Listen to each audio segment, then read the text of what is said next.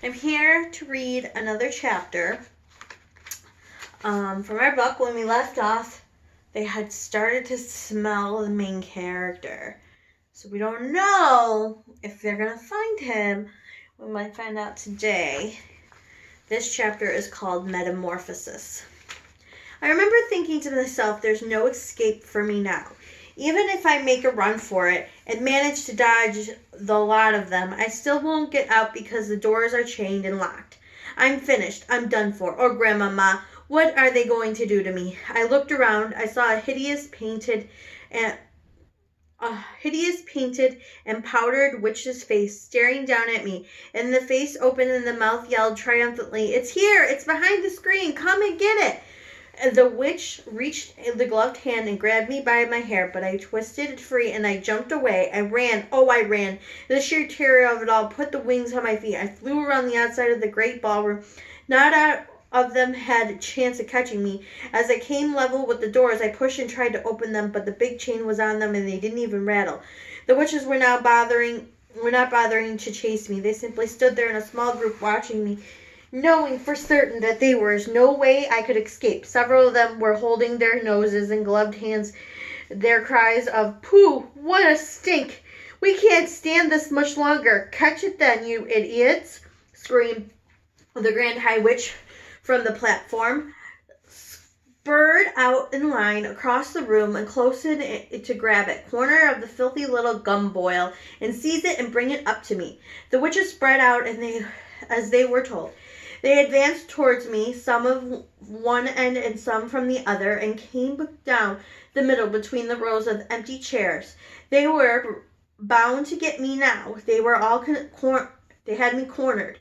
From sheer and absolute terror, I ran to the scream. "Help!" I screamed, turning my head towards the door, in the hopes that somebody outside might hear me. "Help! Help! Help!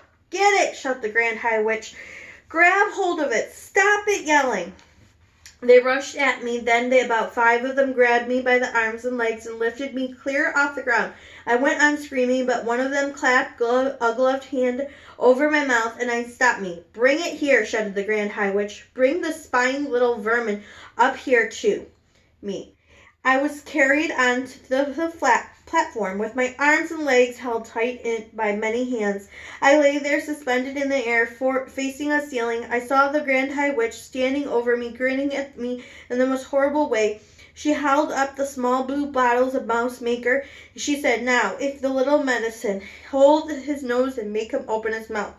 Strong fingers pinched my nose. I kept my mouth closed tight and held my breath, but I couldn't do it for long. My chest was bursting. I opened my mouth to get one quick breath of air. As I did so, the Grand High Witch poured the entire contents of the little bottle down my throat. Oh, the pain of the fire. I felt as though a kettle full boiling water had been poured into my mouth. My throat was going up in flames. Then, very quickly, a frightful, burning, searing, scorching feelings started spreading down into my chest, into my tummy, and on into my arms, the legs, all over my body. I screamed, but once again the gloved hand was clapped over my lips. The next thing I felt was my skin beginning to tighten. How else can I describe it? It was quite literally tightening and shrinking of the skin all over my body, from the top of my head to the tips of my fingers to the ends of my toes. I felt as though the balloon, and somebody was twisting the top of the balloon, and twisting the balloon was getting smaller and smaller, and the skin was getting tighter and tighter, and soon it was going to burst. Then the squeezing began. This time I was inside a suit of iron, and somebody was turning the screw, with each turn of the screw, the iron suit became smaller and smaller, so that I was squeezed like an orange into a pulpy mess with the juices running out of my sides. After there had come a fierce prickling sensation all over my skin, or what was left of my skin, as though the tiny needles were forcing their way out through the surface of the skin from the inside, and this, I realized was the growing of the mouse fur. Far away in the distance, I heard a voice of Grand High Witch yelling, 500 doses. This stinking little carbuncle has 500 doses of the alarm clock has been smashed, and now we are having indigestion instantaneous action. I heard clapping and cheering, and I remember thinking, I am not myself any longer. I have gone clear out of my skin. I noticed that the floor was only an inch from my nose. I noticed that also a pair of little funny front paws were resting on the floor. I was able to move those paws. They were mine. At that moment, I realized I was not a little boy any longer. I was a mouse.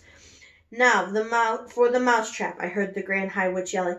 I've got it right here, and here's a piece of cheese.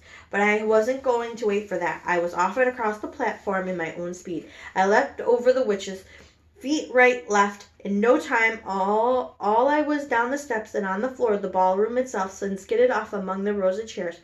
What I was especially liked was the fact that I made no sound at all as I ran. I was swift and silent mover. And quite amazingly, the pain had all gone now. I was feeling quite remarkable. Well, it was not a bad thing after all, I thought to myself, to be tiny as well as speedy when there is a bunch of dangerous females after your blood. I selected the back leg of a chair, squeezed up against it, and kept very still. In the distance, the Grand High Witch was shouting, Leave the little stink pot alone. It is not worth bothering about. It is only a mouse now. Somebody else will soon catch it. Let us get out of here. The meeting is over. Unlock the doors and shove off the Sunshine Terrace and have tea with the idiotic manager. So, that is the end of the chapter. Here he is running away. He is now a mouse. Tomorrow we'll read Bruno. All right, I hope you all have a good day. Mwah!